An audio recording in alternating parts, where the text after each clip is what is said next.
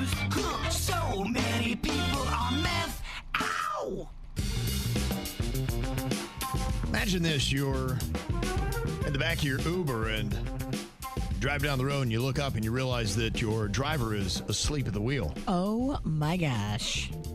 This actually happened, and there's a dash cam video of the incident that has now gone viral.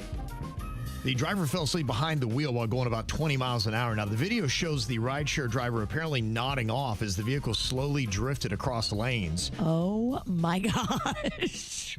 Is that an automatic 1 star? I don't even think you deserve 1. You're right. I mean, what is the 1 for? We got because we don't have an option for 0? This guy is not allowed to drive anymore. Yeah. 1 and done. They say the passenger eventually noticed the driver asleep and yelled to wake him up before a crash happened. Unfortunately, nobody was hurt. Oh, my gosh. According to the report, the driver later admitted he had been exhausted from working long hours. Yeah, my dad used to be a trucker back in the day, and he would drive across country, and he said a couple things that always stood out. He goes, a person gets a relationship with the road, almost kind of the road becomes a personality. You have this odd relationship with it, and you start to kind of fall asleep at times when you should not be falling asleep. Sure, I can see that. And I hear that a lot of these drivers now, they're trying to make up for lost income, and maybe with the gas prices and whatnot, they're the amount that they're getting is not what it used to be, and so maybe they're going to be working longer hours. So Uber's going to have to address this, like they had to deal with pilots, truck drivers, things like that, how to make sure you don't have an overly exhausted rideshare driver that could be going between Uber and Lyft, and maybe you can't even track them. Totally. A lot of them do that. Right. And so how tired are they? I don't know how they would even really police that when you have several different companies you could drive for. It's so funny, too. My dad could write a book with the crazy stories he has from trucking across the country. Oh, I bet. Weird, just odd towns in the middle of nowhere. Truck stops. Trucks. He almost got rolled by a couple dudes going into a bathroom one time. He outran a tornado. He's got a bunch of stories of the road. Yeah. Yeah. Some you write songs that we do a whole album on that. Right. Well, they say the 25-year-old Antone Gelona arrived intoxicated to collect a friend who was released from their DWI charges. And they made it kind of obvious because they drove right into a restricted section of the sheriff's facility instead of going to the designated public parking area. And a deputy's like, why are you pulling in here, man? You can't pull in here. And immediately rolled down the window. Was like, whoa, you are clearly hammered. You need to get out. We're going to give you a little field sobriety test. They failed miserably. And their friend who had been arrested for the DWI actually had to get a ride from somebody else, a third party, because they were too busy processing their friend that came to pick them up while hammered. Crazy. That is wild to me. That Dude, there's so many body cams that are wild where the person's getting arrested and then their drunk friend who's also in the car, I'll drive the car home. I got this. Like, how much have you? I've all had 9 whiskeys. You can't drive either, sir. That's crazy. Only 9 whiskeys. It's insane, though. They think it's drunk logic. It is.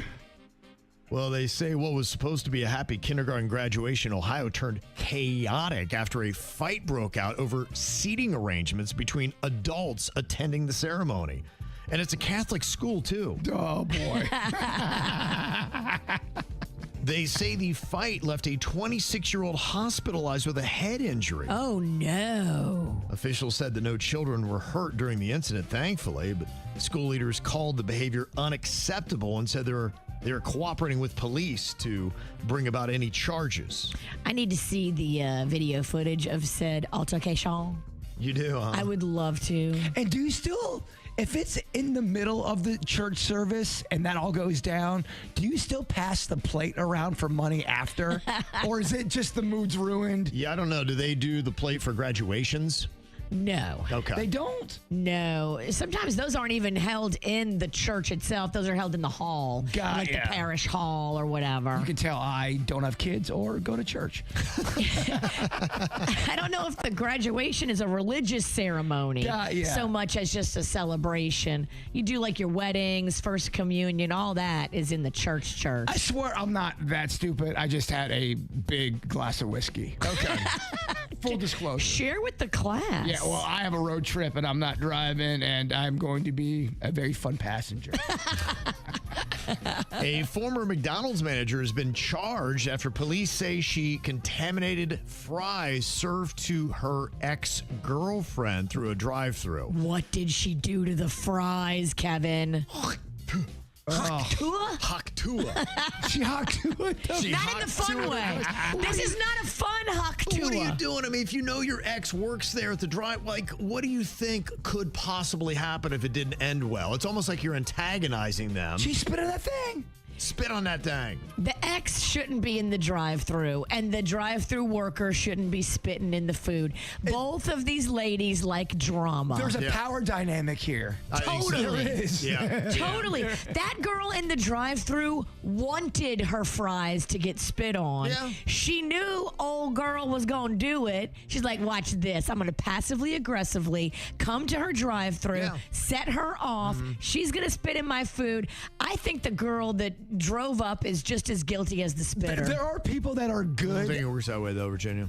Your Passive aggressive. your opinions on the law have been very questionable today. Yeah, well, I said what I said.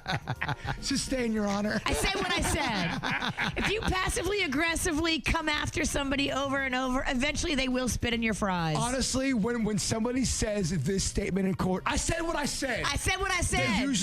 The bailiff usually takes that person out of the courtroom. Followed by fight me.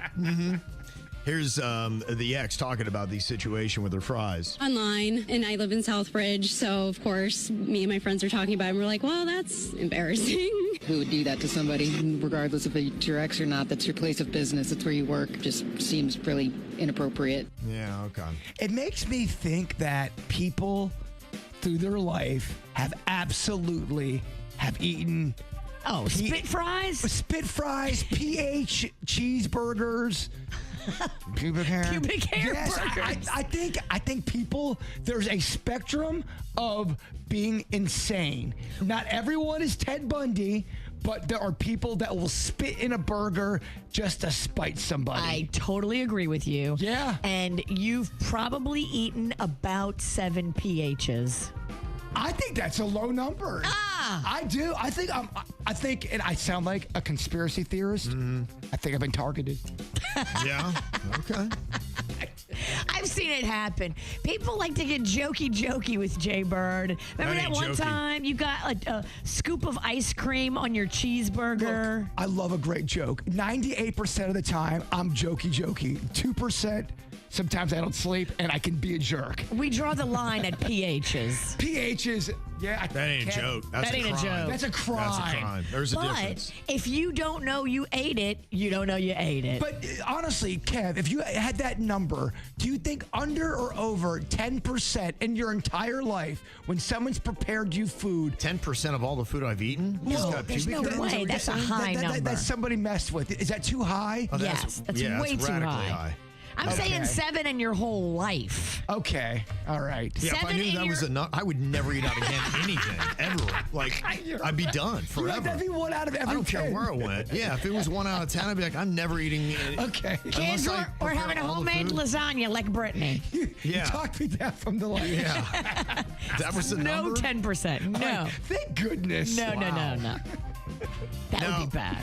We count down and have the worst of the week. And yeah, we had some really bad radio this last week, but we did not kill our king like this UK radio station did. They played the announcement and did a moment of silence for the king, who is still very much alive. This is Radio Caroline. We have suspended our normal programs until further notice as a mark of respect following the passing of His Majesty King Charles III. This is Radio Caroline. His Majesty King Charles III has passed away. What? As a mark of respect, we will now be playing suitable continuous music until further notice.